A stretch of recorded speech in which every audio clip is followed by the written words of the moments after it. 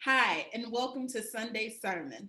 My name is Chevon, and I am the organizer of this 6-part series. Although we can't be outside together right now, we did want to gather and celebrate Black folks and the outdoors. This event series is brought to you in partnership with Washington State Park and a number of generous sponsors.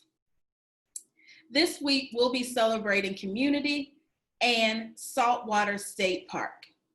So let's kick it off with a tour from Allison and the Washington State Parks Foundation. Take it away, Allison.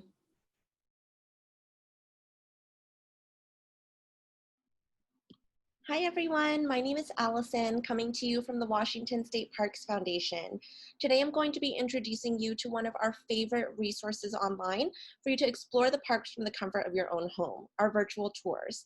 So what you'll do is you'll go to our website, waparks.org, and the first thing you're going to see is the option to take a virtual tour. So we're going to click on that, and it'll take you to a full list of all the parks you can tour. So all of our state parks, our retreat centers, interpretive centers, museums, and even our vacation houses.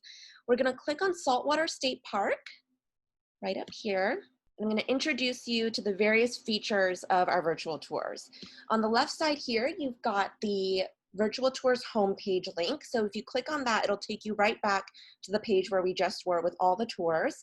Over here is a scene list button. So it'll remove the scene list over here to the right or bring it back.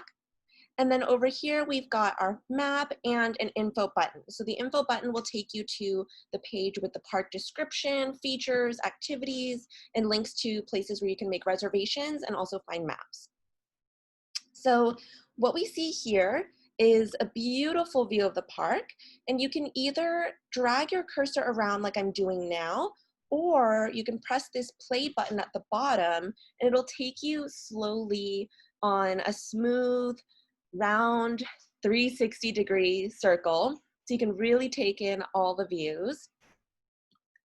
And the cool thing is you can even drag up or drag down if you want to get a closer look at the ground or the sky, as if you're actually there at the park. One of the other cool things you can do is virtually walk.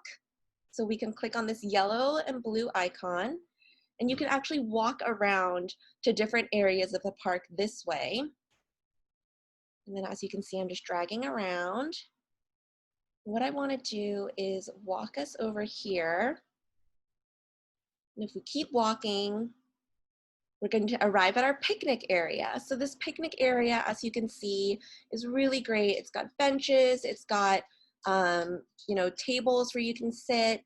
And as you may remember from the footage at the beginning of today's program, we included scenes from the Cambodian Cultural Festival and the Micronesian Islands Cultural Festival. Now, these are just a couple of the festivals that take place at this very location at Saltwater State Park. Washington State Parks is so proud to be able to host many of these similar activities and events where park visitors can learn more about the music, the art, the food, and the traditions that make our community so rich and vibrant. The virtual tours are a great way to explore the park either prior to visiting the park in person so you can get a lay of the land, or for reliving fond memories of park adventures from the comfort of our own home. I know that these are difficult times right now, and sometimes it's not always possible to get out and explore the parks like we normally would. So I hope you take solace in knowing that the internet is here for you. And you can always find these park tours on our website, wildparks.org, and we have tons of other resources and ways to explore the parks with more fun park content. So go ahead and come check us out. Have a great day, you guys. Thank you for that, Allison. Such a phenomenal tool. If you get out to Washington State Parks, don't forget to check out Virtual Park Tool before heading out. All right, I'm going to kick it over to Lulu, who will be your MC for the remainder of the program. Until next time. Once again, today's theme is celebrating community. Speaking of community, I want to welcome two amazing organizers that have been doing so much since the beginning of the rebellion, thinking about Black folks being centered, and about healing.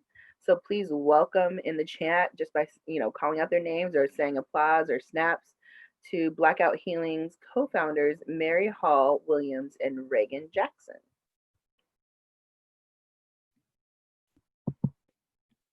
Hi, Reagan. Hi, Mary. Hi. I love these two beautiful human beings that are in the community. It's like 1 degree of separation, I swear. I know you both do a lot of work.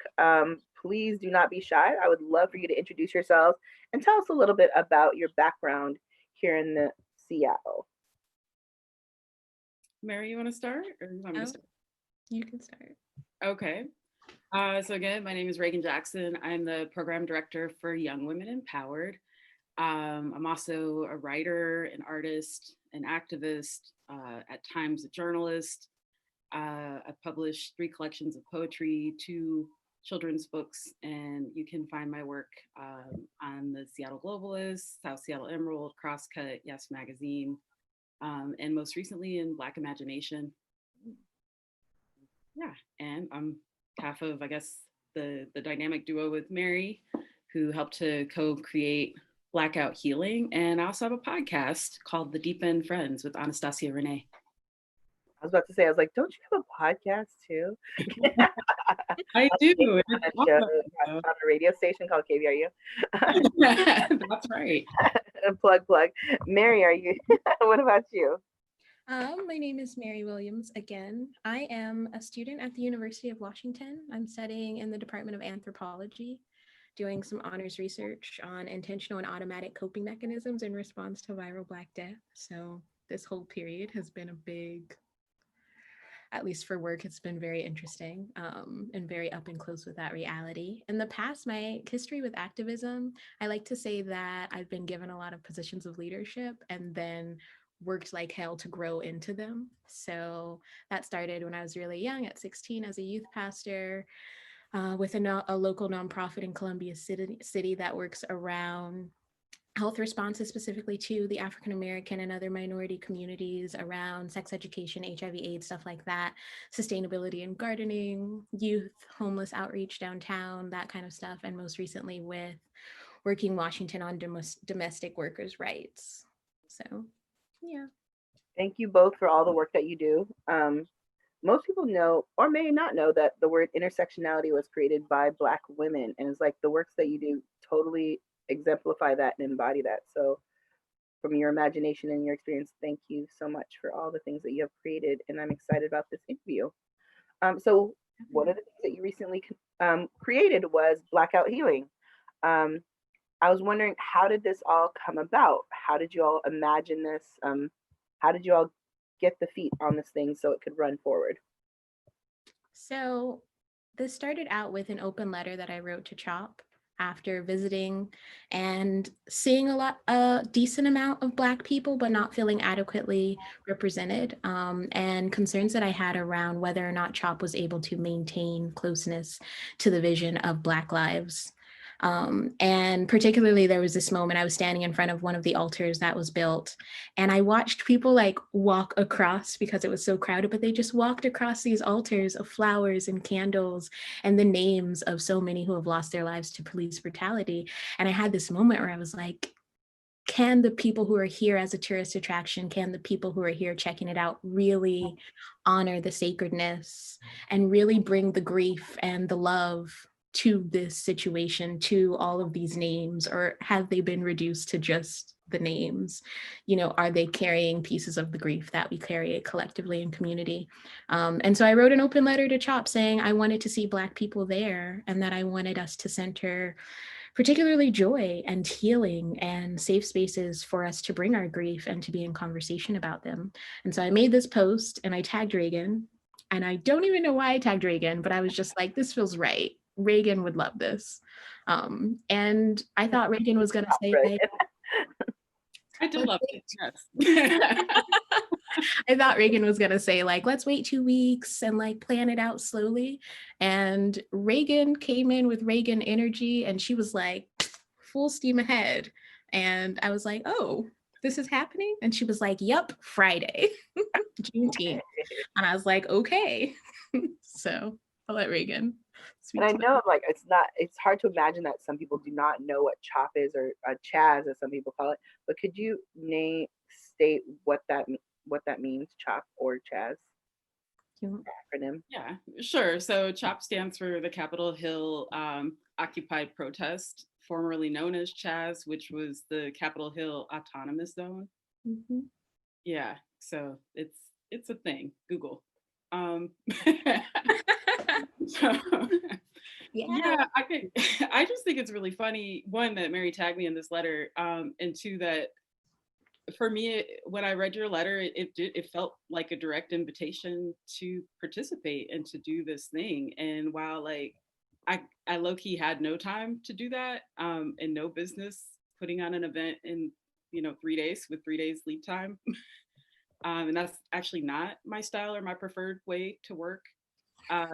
The invitation was so clear, and it's something I feel like it addressed for me a deeper longing.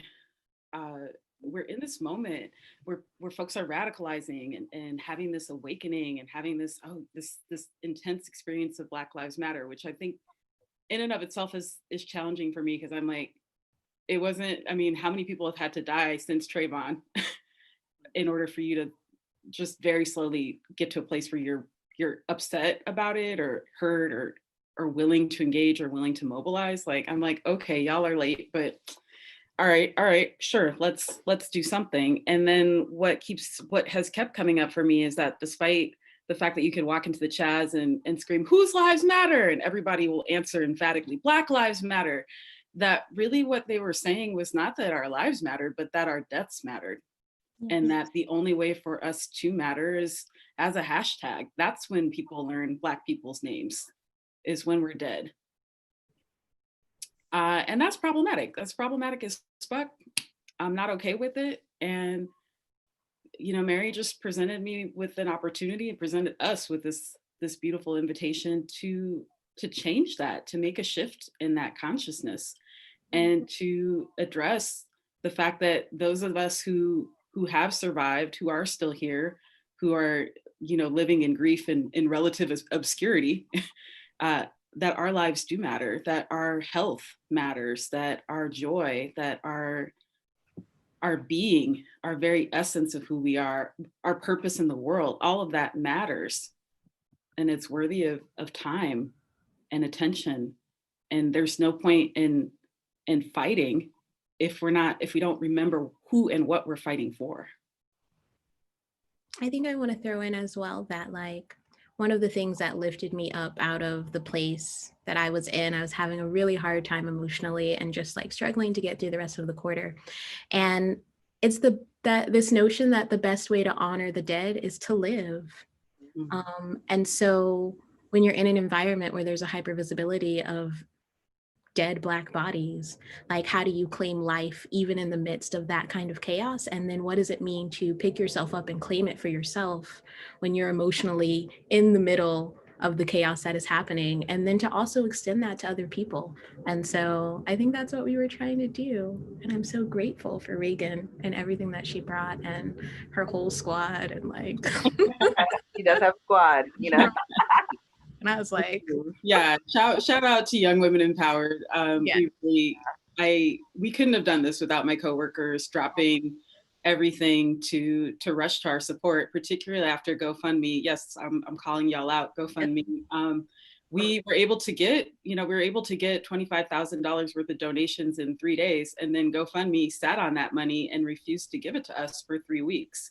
So those first couple of knockout healing events, because racism, because structure, okay, like that was really uncalled for. Those people wanted to give us that money. We were ethical in what we chose to do with it, but even if we weren't, it's none of your business. Wow. Putting it out there. Yeah. I would love to see that article and send it to everybody. Yeah, forthcoming. Yeah. Forthcoming, because that was really hard to have to deal with people always trying to question and limit and curtail the scope of what we were wanting to do without any understanding. There were so many obstructionists and barriers and people just coming at us literally screaming. And it's like, no, like we've got this. We know what we're doing. We know why we're here. We've been prepared. We've been preparing. And I think it was, worsened by the fact that we had already done an event by the time we actually tried to withdraw the money that was publicized, that was on the news. And so the notion that we were doing something fraudulent, or that like we weren't really doing these events, like we had already done it. So already on the news, according to their legitimate source. Yeah. So you all, oftentimes in Seattle and the Northwest, people don't realize this, even when the protests are about our lives, there are barriers to our participation. So you provided a pipeline or access, right? Specifically, this idea of like reframing, saying Black joy, but secondly, of like saying like you all as organizers, we're going to keep people safe, So what does it mean to create a safer space in the culture of Seattle and the Northwest during this time? Like, how did you walk into the event to do that? And how did you actually create that as the event was going on? Well, first I would say, I don't know that we promised that. I think we're pretty explicit in that.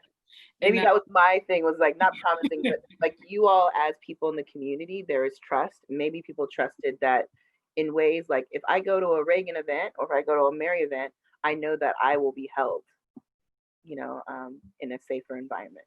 I think that the number one thing that we did to be safe was say that it was for Black people, because one of the biggest concerns for safety that I had personally is how can you call Black people to vulnerability and create a space for healing in the presence of people who may or may not understand, in a targeted environment where people are looking to show up and cause trouble.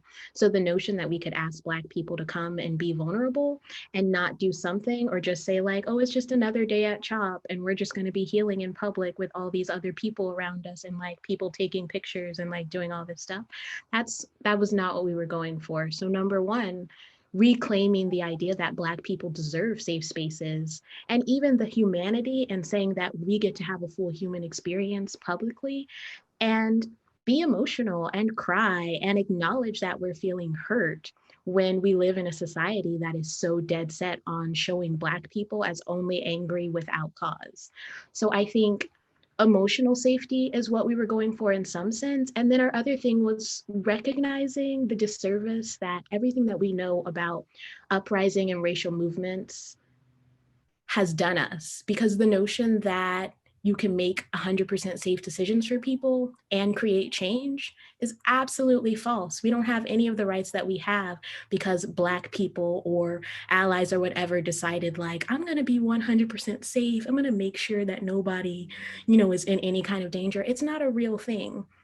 So I think between us personally having those conversations, we had to step into that place and say that the audacity of our ancestors is in our DNA, and change does not happen by not making waves. Like, that's not what this movement is about. This is about making people uncomfortable and calling them into the work, which is messy and difficult. And it also means that we put our bodies on the line because we believe that it's absolutely necessary. But pairing that ideology with due diligence. So there were many things strategically that we were trying to do as much due diligence as possible, from canvassing at CHOP all of days leading up to Juneteenth, that little 4-day window, 3-day window. I went to CHOP every day. I went to CHOP in the morning. I went in the afternoon. I went at night. I wanted to see, like, what's going on. I talked to people that were in the space that we wanted to use. Like, we did a lot of things to try and do our due diligence, but we also had to accept the fact that as much as we would like to create perfect safe spaces for Black people in a society that's so dead set on centering whiteness and protecting and prioritizing white feelings, it's really not possible for us to offer that 100%. I think the other key component is that this was posted in the Seattle People of Color Salon on Facebook. And so people from the community, Black people, had an opportunity to voice their concerns and say what they were worried about, and to give us and me the anxiety necessary to say, what does due diligence look like?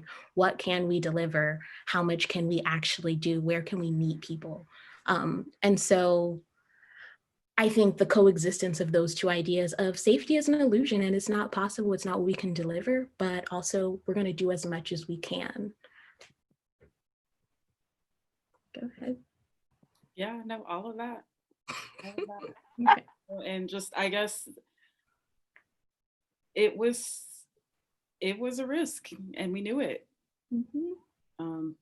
And it was made evident when we were there that it was a risk. It was a felt sense of risk that I felt was different than some of the other work that I've participated in, where I was like, okay, well, it's really going to get real today. So what are we going to do? We're going to show up. We're going to run. We're going to stand. We're going to fight. Like, what are we willing to do? So I think it's actually really helpful. It's a helpful experience to have to really think through what your commitments are and what you're willing to give and what you're not. And there was this one image that I saw of people creating a barrier, and there's some yoga mats. It was an image that I saw online, and I was just like, that felt beautiful to me, and like looking on the outside. But what did it feel like to be in that space? What did it look and feel like for you all? What was that experience like? I feel like every moment was a different experience completely, but having the opportunity to do yoga with Viola, I actually, during that time, I participated in part of the class, and it felt amazing to kind of like just to have that vulnerability to lay down on my mat. When I laid down, I'd say there were about maybe 25 people on mats besides me, and when I came up, there was like over 50. And so having that moment of also being like, oh, people really are coming. Like we set this event, we set this invitation. I feel like we did our due diligence in terms of creating beautiful and integrated programming. I think YWE especially has prepared me for that, since that's like literally what we do all day, every day, to hold folks, to invite them in. And the magic happened. It was beautiful. It was magical in so many different ways. And it was complicated. Mary? I think Reagan and I kind of fell into two different roles. I'm the person who organizes and then runs around like the headless chicken, and I had too much anxious energy to really sit still and be in it. And I spent a lot of time de-escalating. I spent a lot of time walking around and talking to people. Not talking to people, but like being confronted with people and then being like, "Ooh, okay, let's bring this down." And so I think that's primarily what my concern was. I was really anxious about safety. I was really concerned. And a lot of the people at CHOP were unwilling to hear from some of our YWE leaders who were doing such an amazing job. And so kind of engaging in those conversations repeatedly and coming back and compromising and being flexible and saying, okay, this is where we can meet you and this is what's non-negotiable. That was my role. And it was really stressful. And I was really exhausted and like kind of shocked by the reality that is so different from this progressive bubble we like to tell ourselves we exist in Seattle. Because this was like, oh, this person doesn't exist on the internet. This is not a news story. This person's standing in front of me, screaming, telling me that I don't have a right to this space, to the background of people chanting Black Lives Matter, and like paintings of dead Black people on walls all over the place. So it was really striking. And then like, how do you even process that in the moment? It's like you just keep showing up for the fight and you keep showing up. And I think halfway I took like a walk to have a cry and like get myself together before returning and like continuing to engage with people who were determined to say that like we were a threat or we weren't allowed, or this false notion that we had taken over the whole park. There was a lot of misinformation that I think if Fox News put out a blurb saying some BS because we asked them to leave, like it was ridiculous. And I was like, y'all are really mad. And here these Black people are legit doing yoga, meditating, eyes closed, palms up. But looking back at the circle, walking through, seeing people, talking to people, that definitely makes all of the other crap worth it.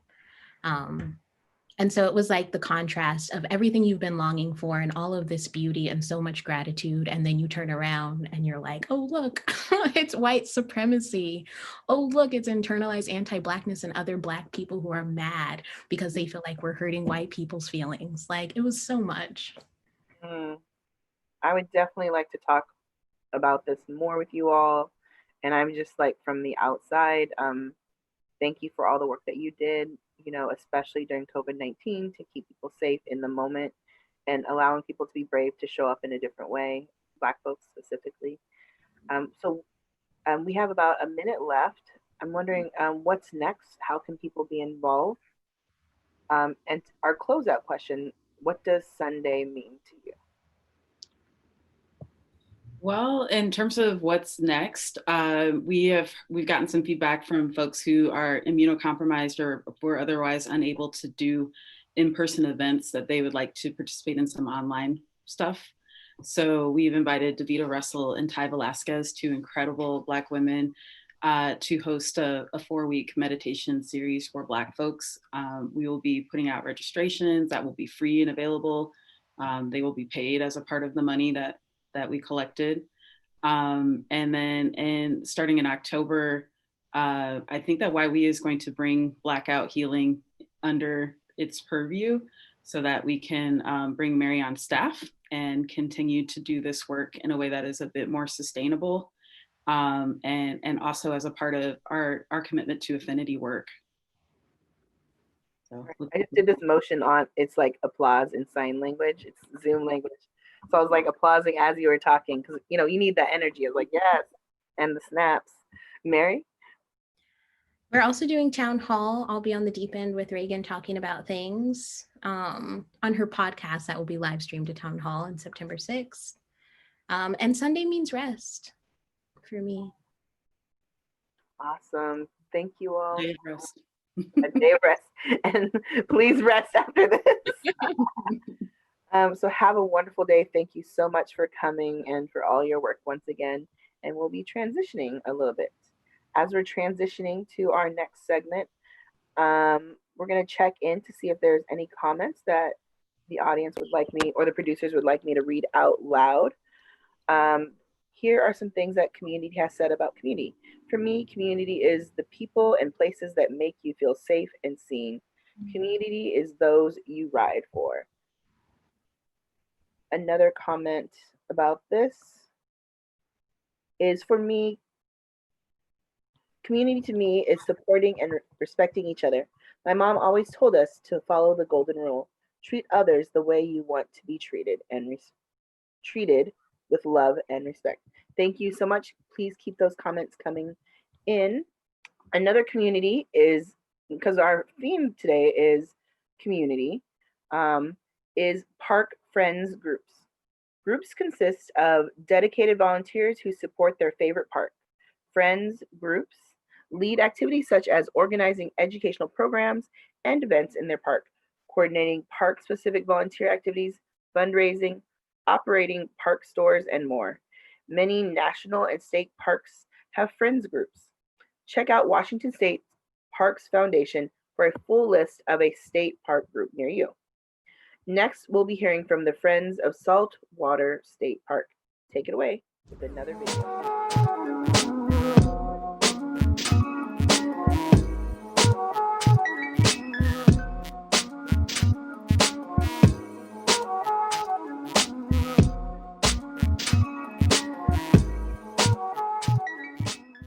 Oh, I've been with the Friends of Saltwater basically since they started. The group first started as scuba divers, and then us land people got involved. I lived in the area for about 55 years. I live about a mile away, so I walk down here frequently.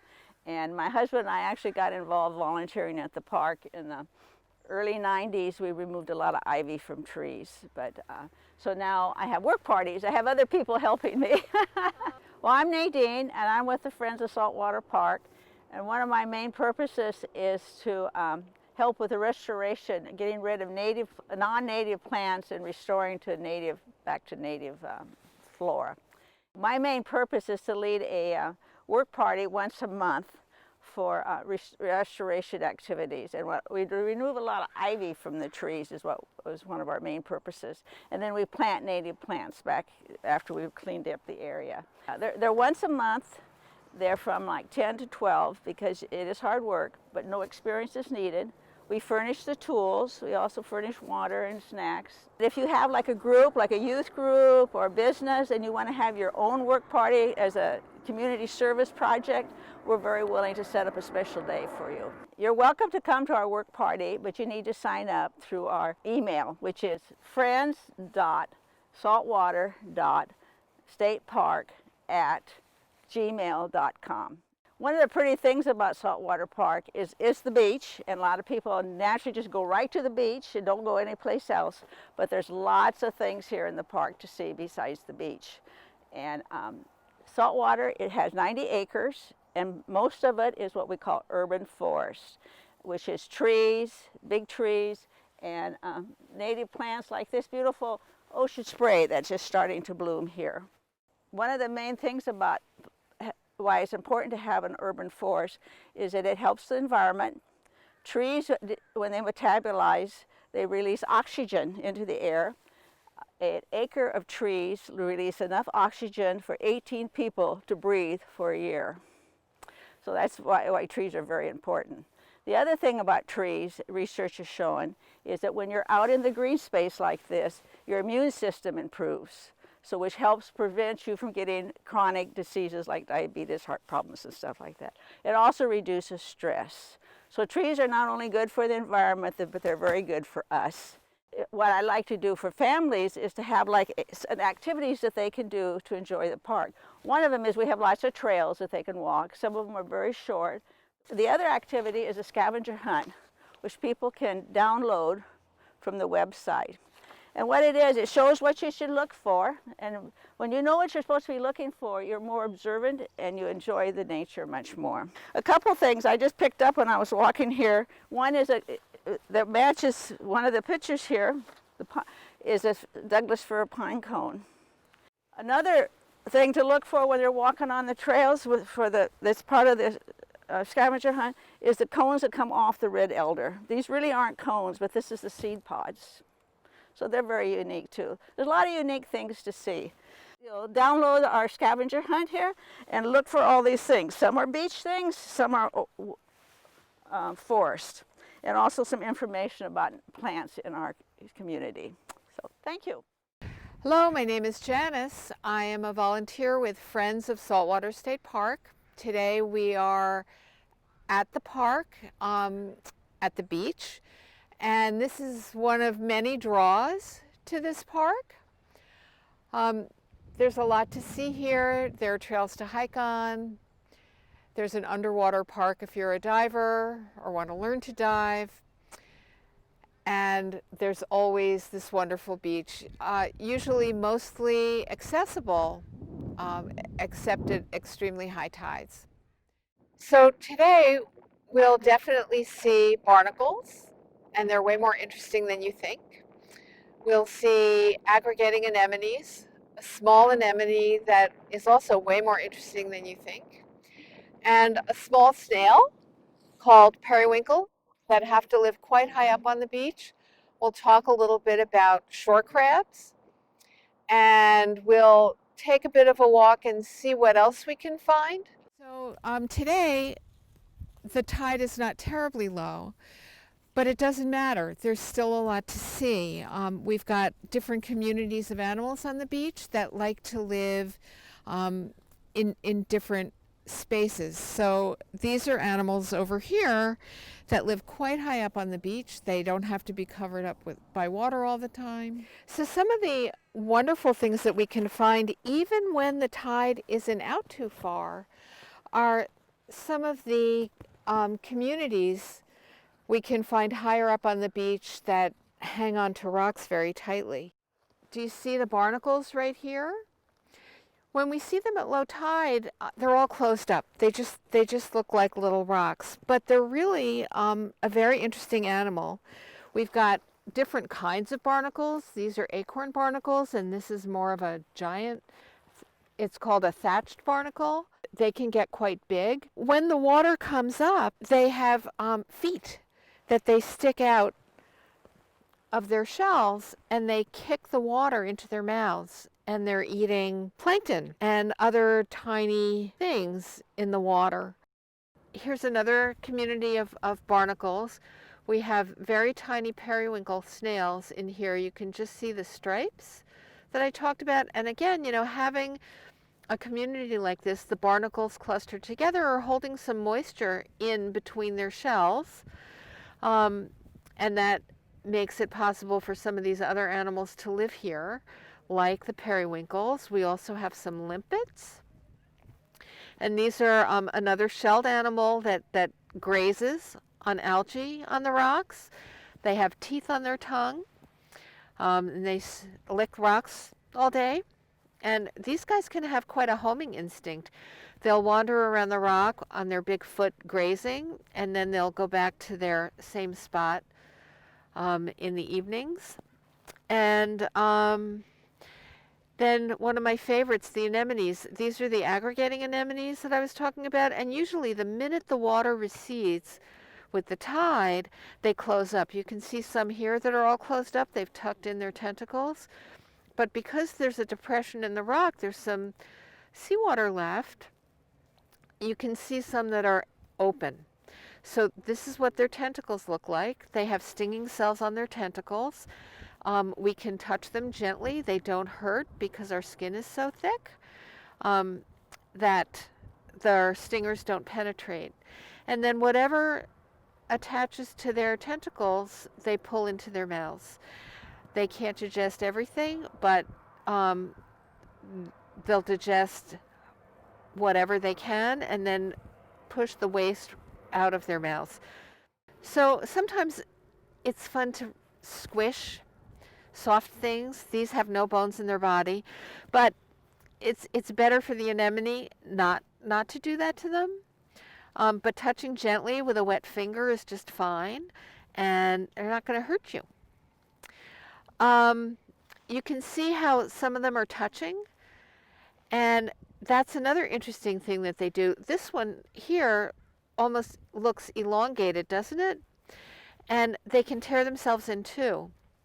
So the ones that are touching started from one individual, and they've torn themselves in two, and then they tear themselves in two, and they get a cluster like this. If another anemone settles out too close to one of these colonies, they will sting it so that it can't impinge on their space. I'm actually seeing the barnacles that we talked about feeding Can you see the movement here? You can't see their legs terribly well. They're awfully small. But you can see the movement. Sometimes people think it looks like a tongue, but those are their legs, and they're feeding on whatever small particles are in the water. So pretty cool for a tiny space on a rock. This is one of the more exciting finds at low tides, and these are really pretty seasonal too. They're on the beach in the spring, and then maybe once more during the summer. It all has to do with mating. If you find a string of mucusy looking chains of something on a rock, it's often nudibranch eggs. Nudibranchs are sea slugs. They're essentially snails without a shell. They are called nudibranchs. It means naked gills. You can often see the gills on their backs depending on what kind of nudibranch it is. So this is an opalescent nudibranch. They'll eat things like anemones. They're very, very beautiful. So another animal that we might be able to find on a minus tide day is a sea star. This is called a mottled sea star, and normally you'd find them on a shaded side of a rock. They really do prefer deeper water and being in the water. They can survive out of the water for a short while. And you can see this one has these ossicles, and I'm going to just turn it over. Normally we don't have them off the rocks at all, but this one was sliding a bit. And the underside, the mouth is in the middle, and they have these suction cup feet, and that really helps them adhere to a rock very tightly. So this is another animal that's great to touch gently and leave where it is and just watch it for a while. They, if you touch them gently, they often put the tips of their arms up. Can you see the curling? They have little eye spots. They can't really see you, but they can see the difference between light and dark. So another interesting animal, they eat shellfish, and they open those shellfish using their suction cup feet, their tube feet. They can exert so much pressure and then lock these bony ossicles so that they're not using their powerful tube feet all the time. They can lock those ossicles and wait, and pretty soon that clam or mussel gets tired, and it'll open just a crack, and then they unleash their stomach.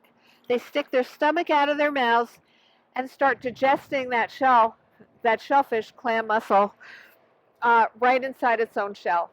When they're all done eating, they tuck their stomach back in and wander off. They don't move quickly, but they're a really powerful predator, and another one without a head. What does community mean? It's one of the most important pieces of my life, really. Being a part of a community is wonderful. There's looking at different communities the way we will when we look at some of these beach animals. I mean, it really is the thread that ties us all together. Next up, we have an amazing group. Last year, they were able to join us at our live event, so we are so happy that they're able to join us today.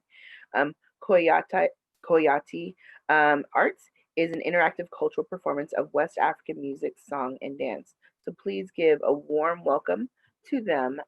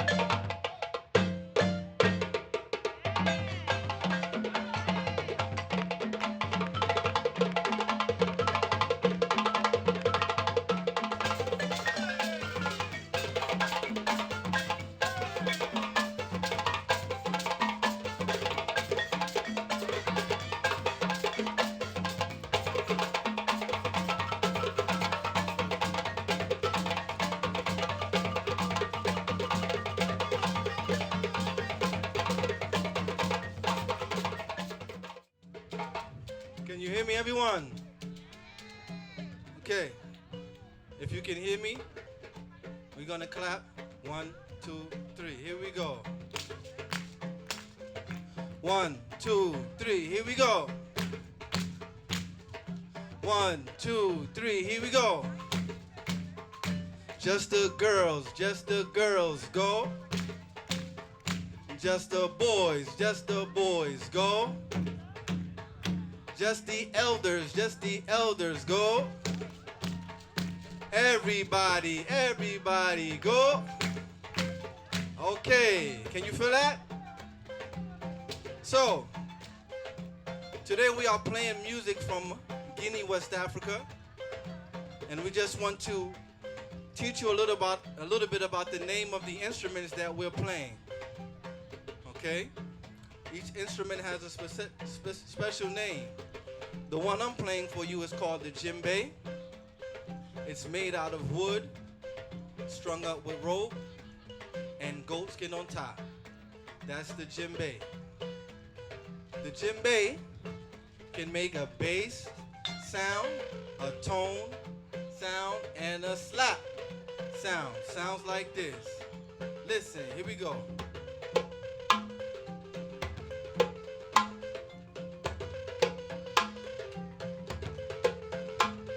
All right, that's the djembe. Now, the foundation of the music we have behind me, we have 3. The one in the middle, dun dun. Then we have sangba. And we have kinkini. So those are the 3. So first, which instrument? Djembe, right?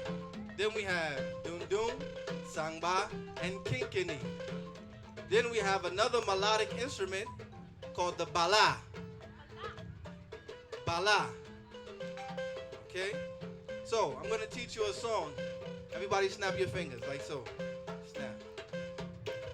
Good. So, when I first started learning to play this instrument at the age of 4, 1984. I just told you my age. Okay? So, I learned a song that goes like this. Everybody say djembe. All right, here we go. Everybody say djembe. Djembe. Made out of wood. Made out of wood. Strung up with rope. Goat skin on top. Bass, tone, slap. Bass, tone, slap. Djembe, djembe, djembe. Djembe, djembe, djembe. Made out of wood. Strung up with rope. Goat skin on top. Bass tone slap. Doon doon. Sangba. Kinkini. And balafon. Doon doon. Sangba. Kinkini. And balafon. Doon doon sambang kinkini. Doon doon sambang kinkini. And djembe. Djembe. Made out of wood. Strung up with rope. Goat skin on top. Doon doon sambang kinkini. Doon doon sambang kinkini. And balafon. Everybody clap. Clap, clap, clap, clap, clap. All right, you got it. Don't forget that song, okay? Djembe, djembe, djembe. Djembe, djembe, djembe. Made out of wood. Strung up with rope. Doon doon sambang kinkini. Doon doon sambang kinkini. And balafon.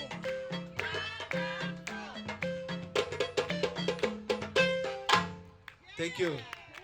Hello and welcome back Thank you so much for Kouyate and their performing arts group.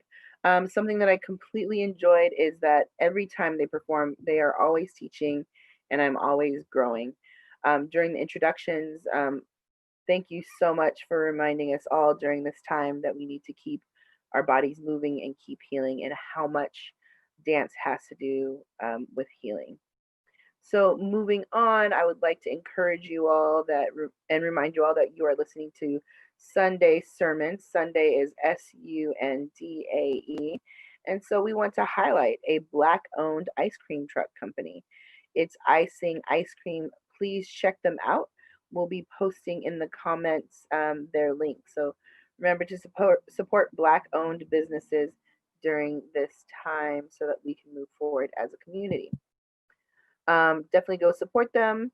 If you know of any other Black-owned ice cream shops, we would definitely like to know more of that. So please drop some comments inside of the YouTube comment section so that our producers know about them so we can continue to highlight those businesses. Next up, we have our friends of Saltwater, Rhoda. Will share with you all about diving. Did you know that Saltwater is the only state park with an artificial underwater reef? Take it away, Rhoda.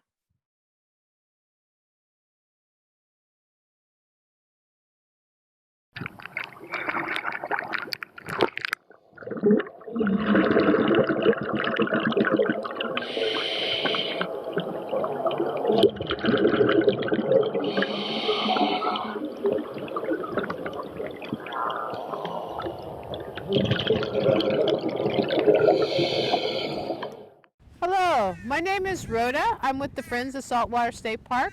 I'm the chairperson, as a matter of fact, of the Saltwater State Park.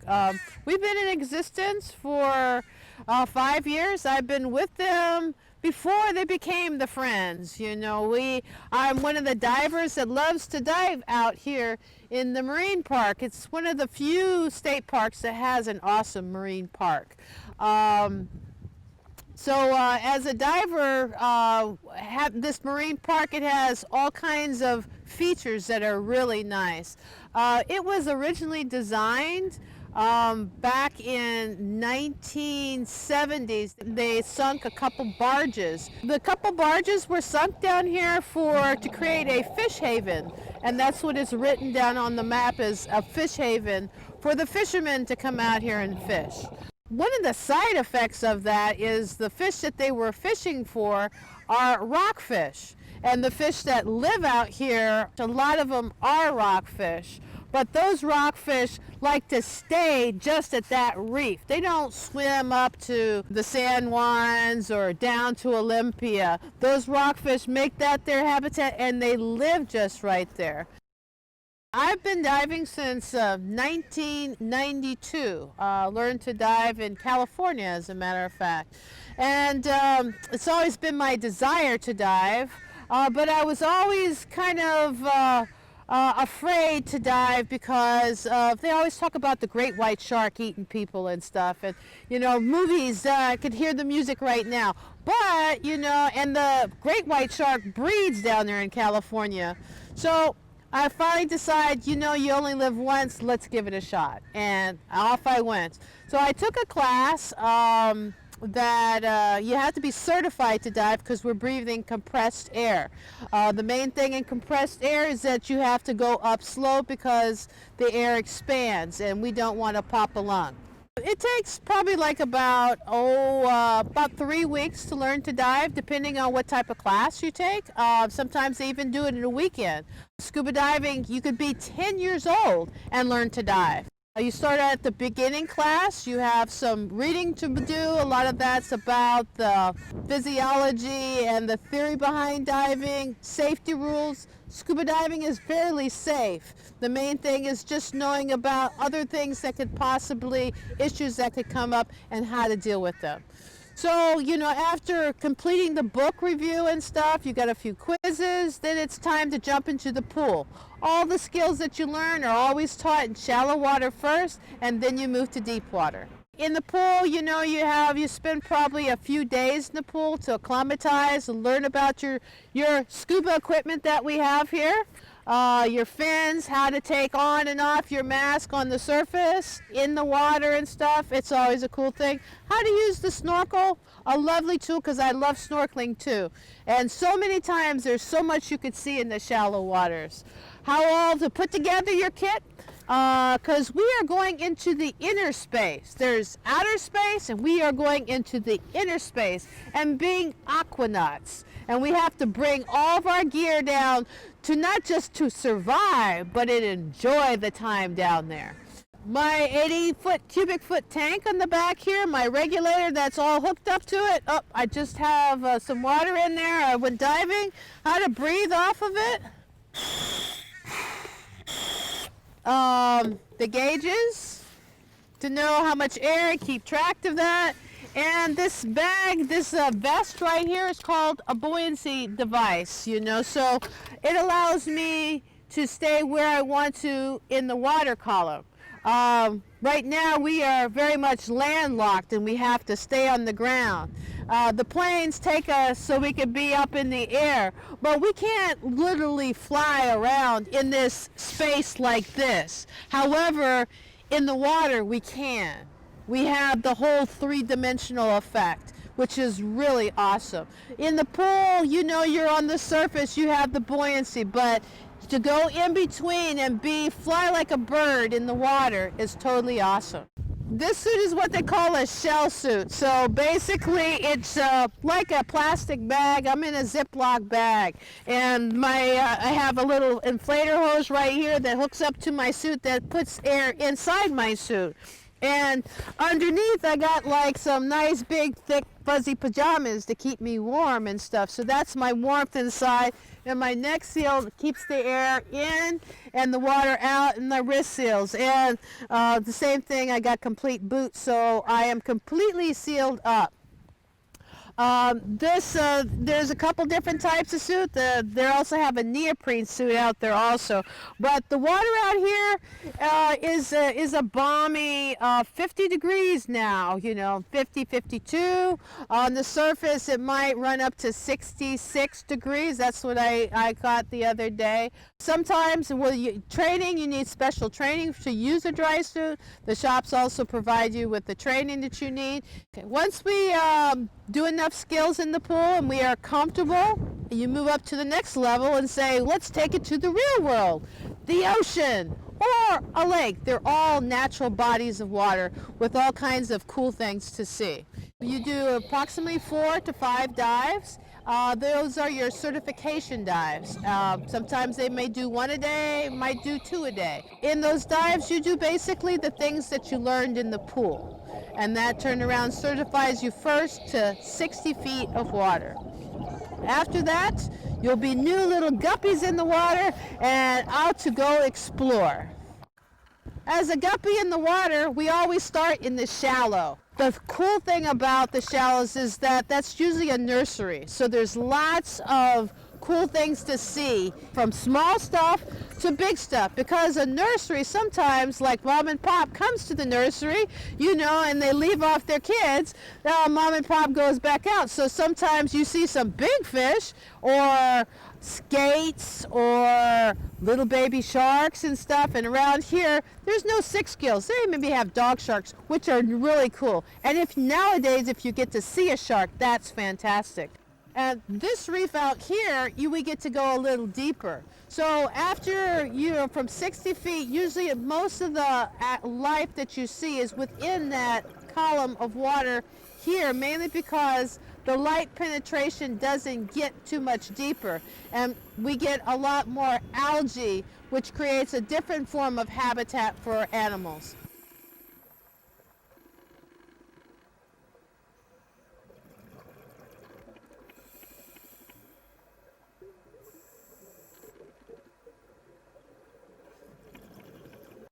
In the shallow part, before you get to the big rocks, there's another set of small rocks that are approximately about a foot in diameter and stuff. That's also 50 feet wide and 100 feet long, and going all the way up to 20 feet deep. This is a great area for a lot of marine life that are small, and also a nursery for many of the rockfish also. So it's a great place to pick around and look to see what's all around there. And half the time we're just viewing things, nature observers down there. So it's pretty awesome. Easily you could do 3 dives on each reef, 3 separate dives. So, if you are new to Washington or already a diver and want to go diving, there's several ways you could learn the area and go diving. There's several shops around. In the area, Underwater Sports is a very common shop that also provides training and gives tours. There's dive clubs that you could sign up for, and Marker Buoy Dive Club is one of them. A lot of the shops also have dive clubs, so they usually go diving at least once a week and stuff. And that's a good way to meet other buddies and get out there and learn about, have fun, and go to the different dive sites. Additionally, at those dive shops, they could rent you the equipment that you need and make sure that you have everything to make a good, safe dive. And sometimes they also have discounts or used gear that you could use. There's also dive boats that are out there, bandito boats, Sia boats. Google it, and they have charters. Also, the dive shops have charters, which is awesome. They go throughout the Puget Sound and places that you can't get to via shore dive. Also, they go up to the San Juan. It's a great opportunity. So we're inside the Puget Sound, which is an estuary. Going out on the coast is a different body of water, different type of habitat. And it's fantastic. The invertebrate life has just gone berserk. Getting that fun to go to these different dive sites and areas up in Canada, the San Juan, is a great opportunity to explore. The best thing about diving is to always enjoy yourself. The main thing you always want to do is breathe nice and slow. If you're not breathing nice and slow, you're exerting too much energy and you'll probably miss too much. And that's the thing that you're out here to do, is to observe and see all the cool stuff. Number 1 rule in diving is always breathe, never hold your breath. Your lungs are very important to you, and you want to have them. You don't want to take good care of them. So breathing compressed air is one of the main things you want to do, is always breathe. Whenever you ascend, go up slow. The slower you go up, the better. The minimum is 1 foot per second. But if you go up slower and always breathe as you go up, never hold your breath, you have a good, safe dive. Buddy diving is one of the best things to do. So it's a safety precaution for you to have a buddy. They watch out for you and you watch out for them. However, your number 1 main concern is always yourself, to take care of yourself and be competent and don't go beyond your limits. This is what community means to me. Buddies are very important. The only way you get a buddy is you have good community. Your buddies is your next door neighbor sometimes, and from there it expands to the neighbor beyond you, your area around, and how we all work together. And looking out after each other is very important, and enjoying each other's company is very important also. But working together and supporting each other's activities is an awesome thing. Throughout the United States, there are various clubs that you could find out. National Association of Black Divers, they have chapters throughout the United States. They originated in D.C. Jose Jones started it up over 20-odd years ago, and they go on exotic trips every year and stuff. So please look them up. It's a great way to tag team, and when I go to Georgia, I could go dive with them. When I go to New Jersey, I could go dive with those folks also. So enjoy the diving, expand your community group.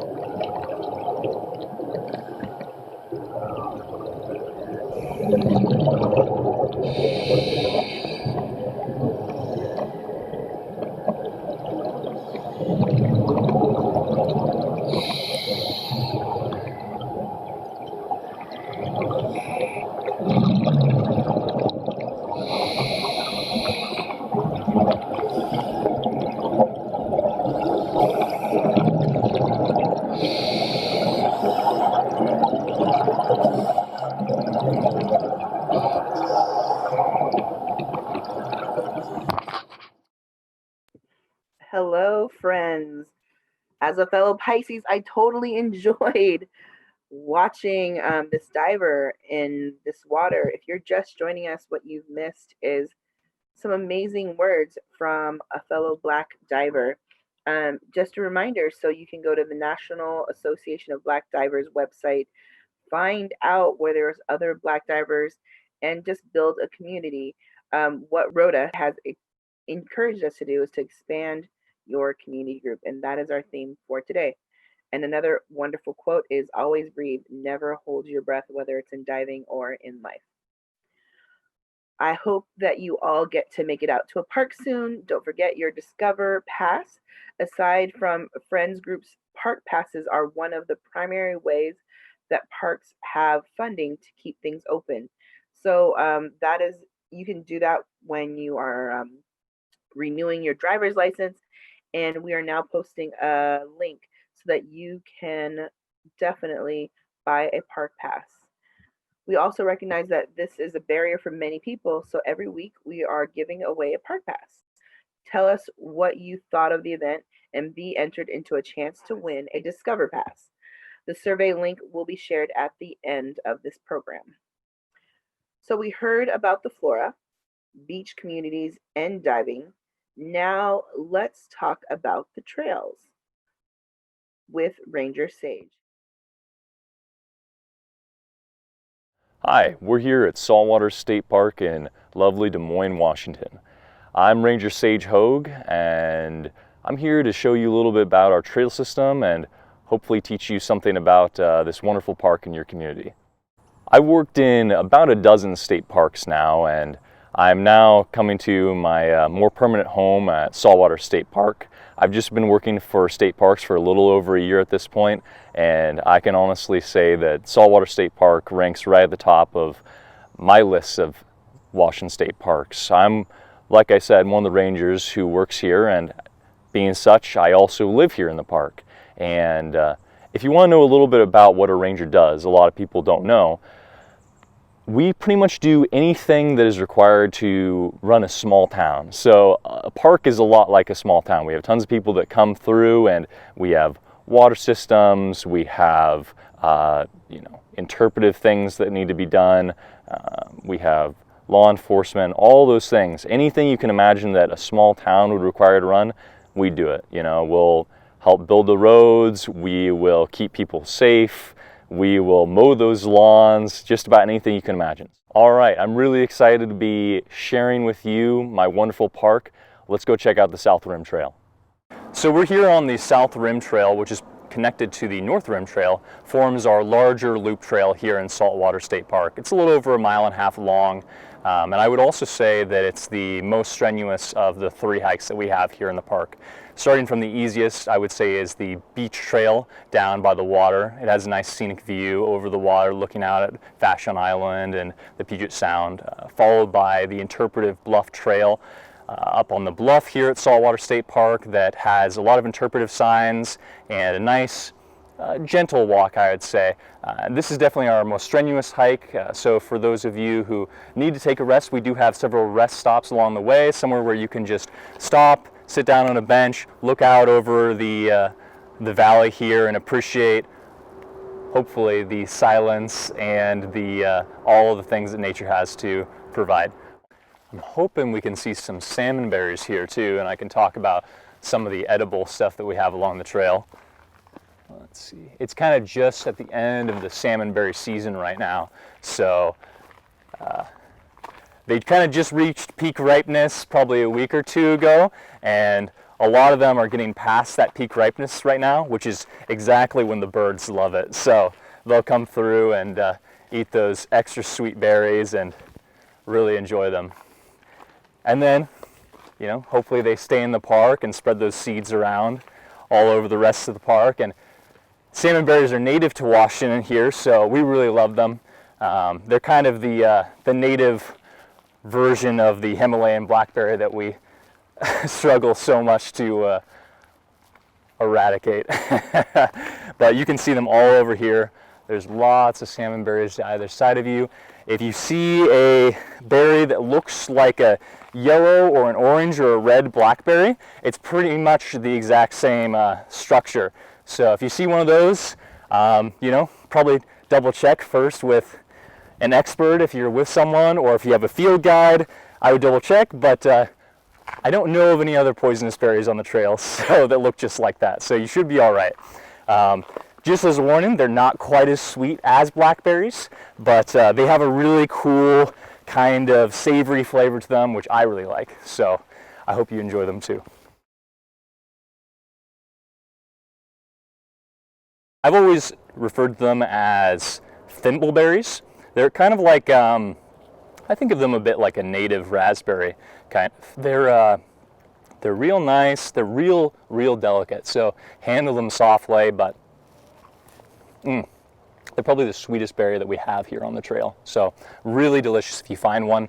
Make sure that it's completely dark red. You do not want these harder ones. They should be just falling apart in your hand practically. So I'd highly recommend these ones if you see them. They're delicious. They have this kind of three-pointed leaf here you can also identify them by, but there's not going to be any other berry that's quite that dark red on this trail. So look for a dark red berry just like that.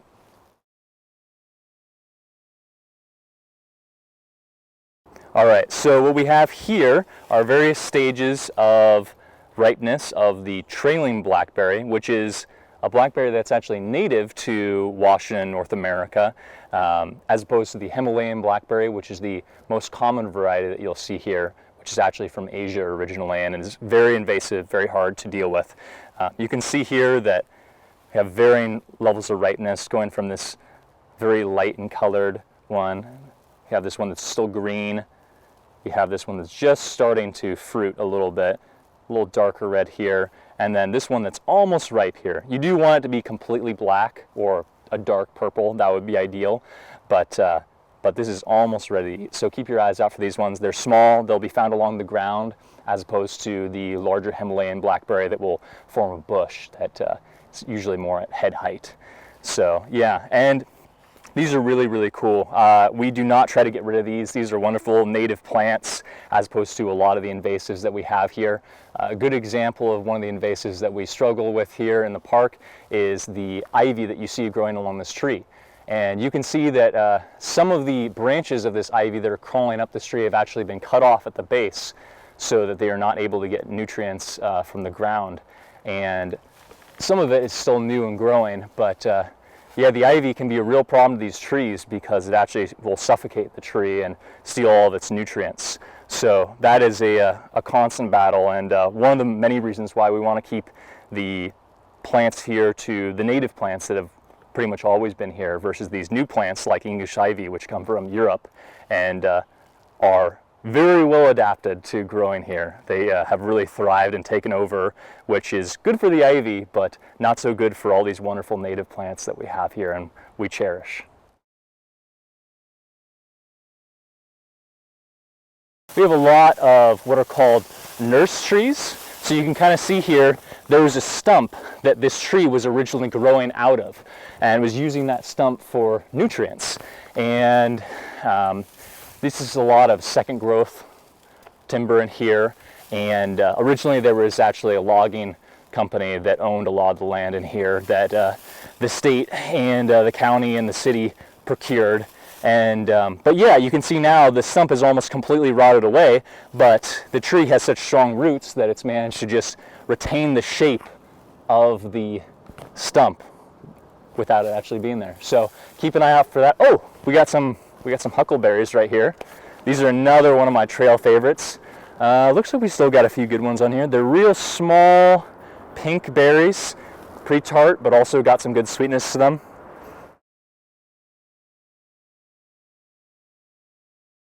Part of the natural life cycle of a tree in the park is that trees, like all things, almost all things, die eventually, and one of the things that causes the death of a tree is infection or erosion of the soil or something along those lines. And so oftentimes what will happen is that we'll have a tree that'll fall from one side of the trail to the other, and we'll have to cut it up. And if you see a tree that is fallen, is broken, or looks like it's had a chainsaw cut through it, it's not that we're out here cutting down trees just willy-nilly. It's because oftentimes it was that tree's time anyways. So fungus can infect a tree, all kinds of diseases that don't infect you or I, but are specialized to infecting trees. So if you see any cut up trees down here, that's usually what it's going to be.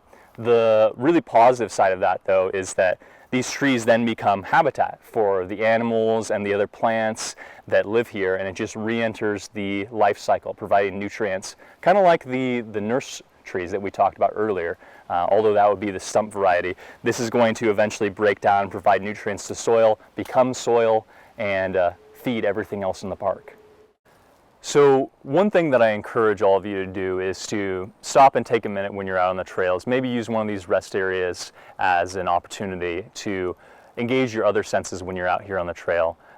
Although there might be planes occasionally flying overhead, disrupting your sense of hearing, I would still take that moment to stop and try to listen for the sounds of the forest, the sounds of the birds twittering, and the sounds of the leaves moving in the wind, and the sound of the wind moving through them, all that kind of stuff. You might actually be amazed at what you can hear. The things that you'll miss if you're just using your eyes, just looking down at the trail, you'll miss all kinds of cool stuff. We have a lot of resident barred owls here, so you can see them even during the daytime, although you will hear more of them at nighttime. Keep an ear out, be looking up in the trees.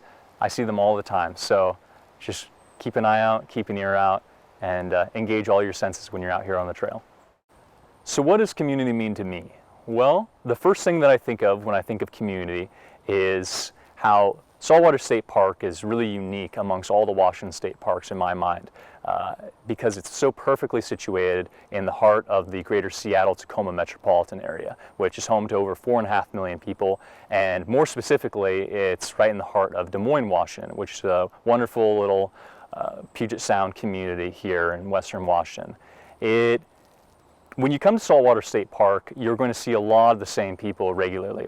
Lots of wonderful new faces too, but especially if you're out here on the trail, a lot of people that you'll see out here are regulars from Des Moines or Federal Way or Kent, and you'll get to see a lot of familiar faces. And I think just by coming out here regularly, you'll start to develop your own little informal community where you'll pass someone on the trail and you'll smile and wave, and everyone who's out here they're making a choice to be here because they want to be here. So it's a really wonderful community as far as that goes. A lot of positivity, people who want to be out in nature and are doing this great thing for their health, for their soul, and all these wonderful things. So that's what I think of when I think of community, is this wonderful group of people that all come out here to enjoy nature together, who are part of this greater Seattle-Tacoma metropolitan area, as well as the local cities that this park is wonderfully situated in. There really aren't many parks that are right in the middle of a city that also are able to